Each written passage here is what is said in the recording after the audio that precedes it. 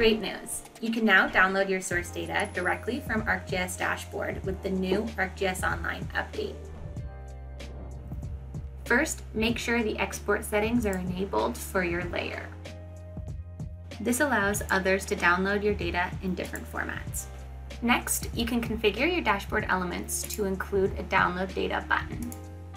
You have the option of enabling a summarized data download for all viewers, or a source data download where the viewers must be signed in order to download this data.